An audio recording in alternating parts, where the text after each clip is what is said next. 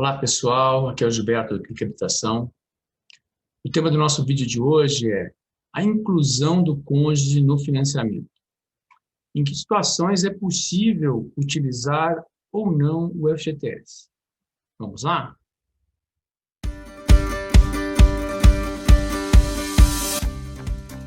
Então, é uma situação muito comum, né? A pessoa casa e quer saber em que circunstâncias o cônjuge pode usar o FGTS. Isso vai depender de alguns fatores que a gente vai conversar durante o vídeo, em especial a questão do regime de bens adotado. Nós preparamos aqui uma apresentação para ilustrar melhor e orientar o entendimento. Casei. O meu cônjuge pode usar o FGTS no financiamento? O uso do FGTS e o regime de bens. Essa informação é importante para as pessoas definirem a estratégia a ser adotada e a escolha do regime de bens no casamento. Quem pode usar? É o titular ou co-obrigado do contrato de financiamento, desde que atendam às condições de uso, e a questão da propriedade, ou seja, quem é proprietário do imóvel.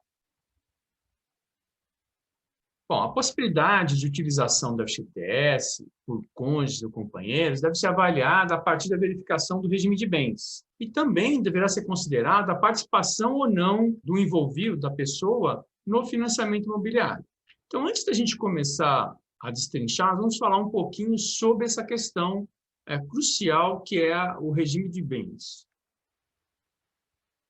O regime de comunhão universal de bens ocorre a comunicação de todos os bens passados e presentes dos cônjuges. Então, se um deles possui um imóvel em um lugar impeditivo ou financiamento ativo no SFH, ficam os dois impedidos de usar o FGTS.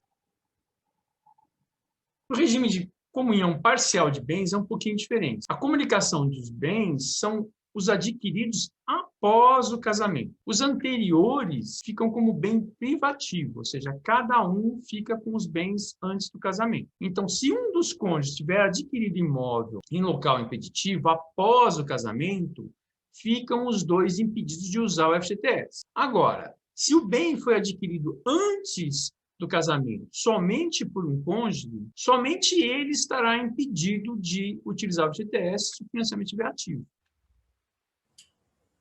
O regime de separação de bens. Aí é o contrário, né? Não há comunicação entre o casal. Somente o cônjuge que possuir imóvel em lugar impeditivo ou financiamento ativo no SFH fica impedido de usar o FGTS na aquisição.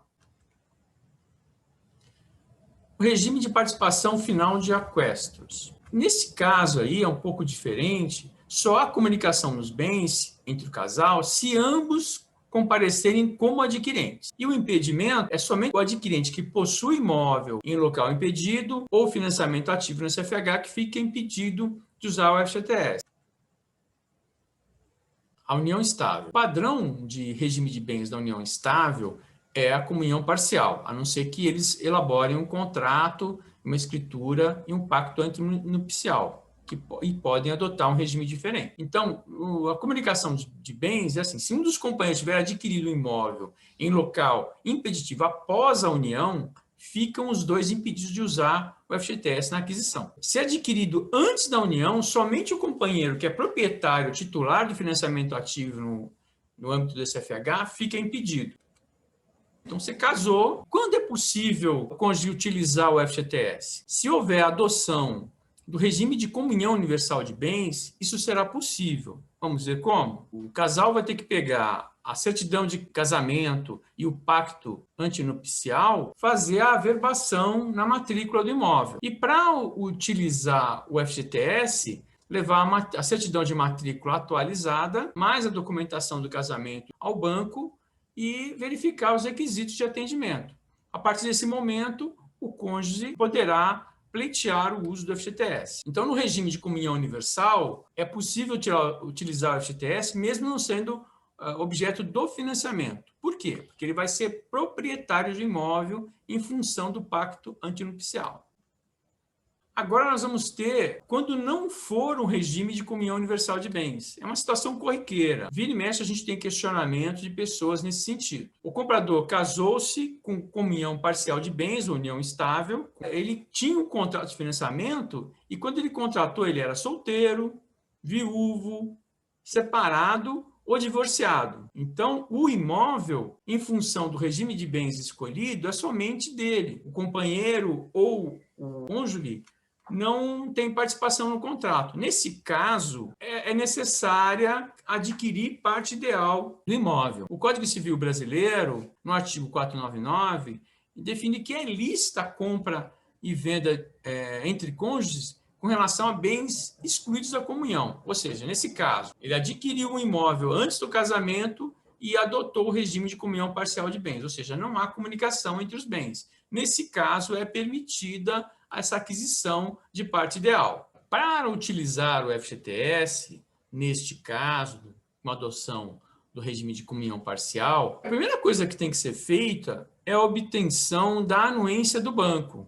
Como o imóvel ele está hipotecado ou alienado ao banco em função da garantia do financiamento, é imprescindível que o banco dê anuência a essa negociação.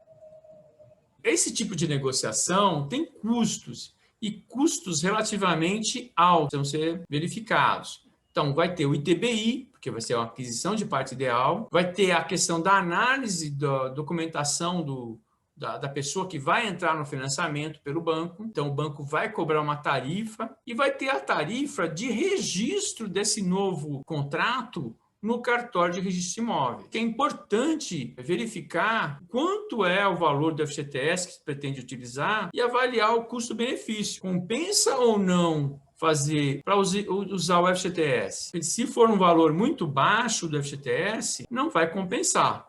Agora, existe uma alternativa. Qual é essa alternativa? O mesmo Código Civil, ele permite que seja trocado o regime de bens. Então, uma alternativa que existe é a entrar com uma ação para a mudança do regime de comunhão parcial de bens para a comunhão universal de bens. Neste caso, vai precisar contratar um advogado e também é necessário verificar o custo, verificar se vale ou não a pena fazer essa alternativa de inclusão do cônjuge no financiamento. Porque aí você tornaria o regime como comunhão universal e aí seria o passo anterior, averbar o pacto e a certidão de casamento na matrícula e entregar a documentação no banco e aí estaria viabilizada o pleito do uso do FGTS, que é onde você pode encontrar o clique habitação. Bom, pessoal, é uma questão corriqueira que acontece muitas vezes. Então, o que é importante falar aqui? Se o regime de bens utilizado for o do comunhão universal de bens, não vai ter problema nenhum. Basta averbar na matrícula a certidão de casamento e o pacto antinupcial e entregar a documentação no banco para poder utilizar o FGTS do cônjuge. Agora, se o regime foi diferente, foi o comunhão parcial, que é o regime padrão que é utilizado no Brasil, então, nesse caso, as alternativas a gente falou, ou é a compra da parte ideal, que tem um custo razoável, a outra medida seria a mudança de regime de casamento, que também tem custos, né? Então, acho que isso é importante ressaltar, principalmente para as pessoas que estão adquirindo imóvel e que vão comprar com alguém ou que pretendem casar em breve. Então, é importante já planejar essa questão de como que vai ficar o bem. Se o bem for ficar como privativo, beleza, então não importa o regime, né? Agora, se o bem vai ser comum ao casal, é importante refletir e já escolher um regime adequado se você pretende, em especial, utilizar o FGTS naquele do cônjuge que não consta do contrato. Então, isso é uma coisa importante, né? Da pessoa fazer a escolha do regime de acordo com as conveniências, né? Ou seja, se você pretende usar o FGTS do cônjuge, então é importante já pensar nesse sentido. Bom, pessoal, a gente passou as informações, espero que tenha sido útil. Se ficar algum questionamento, a gente está à disposição para poder responder E um abraço e até a próxima, pessoal. Um abraço.